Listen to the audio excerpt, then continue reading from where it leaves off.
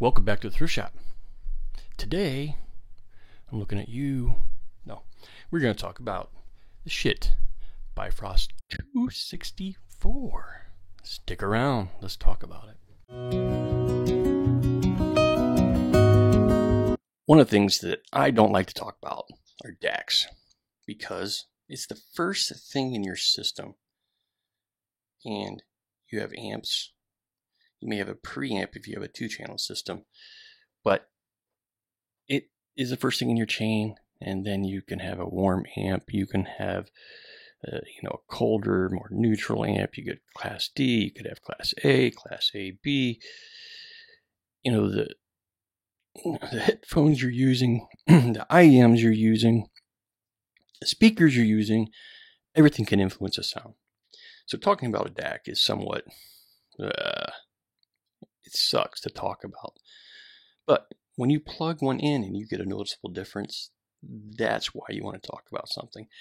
I've had this shit Bifrost 264 for way too long. Probably 8 months now. I don't know, time flies. Maybe even longer, maybe close to a year. And when I like something so much, I don't talk about it. It sits on my desk. I talk about it pretty much in every video that I'm using it. It's my reference. It has become my reference along with my i5 Pro iCam. If you watch my videos, you know that. It's utility, right? I need to put something like the HiFiMan HE400 next to it and compare it to something that I continuously use over and over. It's not always swapped out. So if you see a reviewer constantly switching up, it's hard to know what your base is. This is my base right here. And I've used it both here for headphone listening and for 2-channel listening with the world's best streamer. You can watch my video on that. That's pretty amazing, by the way. So how are we going to talk about a DAC? Well, I'm going to try to pop some pictures up here because I don't want to disconnect it. Quite honestly, I get tired of it. It is sitting here. I paid for this with my own money. I am not supported by shit. I buy a lot of their products. I love shit as a company. Might get the new Phono preamp because I do love vinyl quite a bit. But this is here. And I'll pop up pictures of the front, right? So you basically have 3 inputs, right? You're going to have coax SPDIF and USB. And you're going to have outputs. You're going to have, I believe on here, balanced. I haven't even looked at the back in so long, but I believe balanced and RCA outputs. On-off button like shit products in the back. I don't care. I don't turn this thing off. I leave it on. It is warm right now. Oh yeah, I would say it's 100. My calibrated hand would say 98 to 105. 103. 103. We'll go with 103. It's warm. It's toasty. Put your grilled cheese on top of there for a while. You'll have something warm. Won't be crisp, but it'll be warm. It's great. Next, I have the Denafrips Aries 2 R2R. I've had this thing for, I don't know, since it came out. I think I was one of the first videos that talked about its lag time and why I didn't like it. I had so many people say, "You don't know what you're talking about. It's the best thing ever." Yeah, okay, I understand, people. But I do know what I like in sound. And here, because a lot of people do like it, I do need this kind of reference in my system where you have this warm, lush, thick sound, great sound stage, rounded over edges so you lose detail. Although you can get perceived detail by that layering and separation. So it's not a bad thing. It's just a different presentation. Shit Bifrost, on the contrary, is wide soundstage, great layering and separation, although you're getting details. Okay, now what's cool about this is you have oversampling, non-oversampling.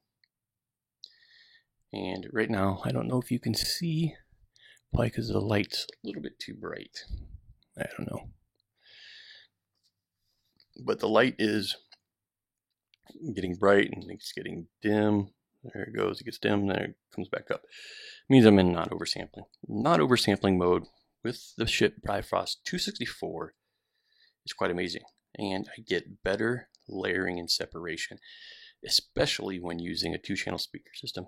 Things will just, you can tell, they're just different places in the sound stage, which I think is absolutely amazing. The better the input into this, and like if you're using a digital to digital converter, reclocking, as I mentioned, the world's best streamer, this thing rewards you.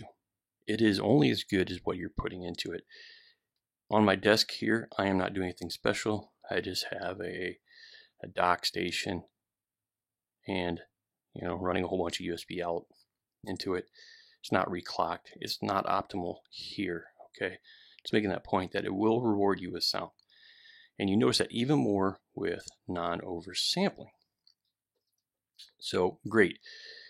And it's really easy to hear on a speaker system. You put this thing into oversampling, the soundstage just goes, brings it right back together. Everything is a wall of sound, more like a chip-based DAC. It's not as bad as a standard, I'm going to say just a normal implemented chip-based DAC.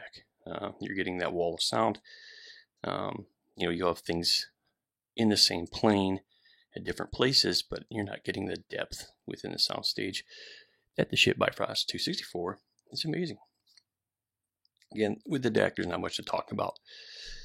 So this does come with a remote, which is equally about the 103 degrees.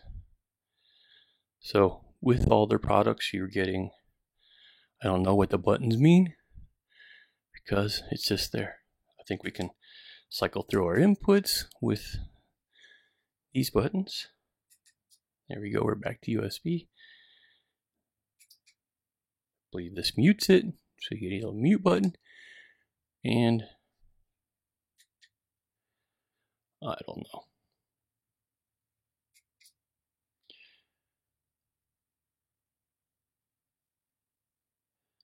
So, I don't know. Again, I don't use it.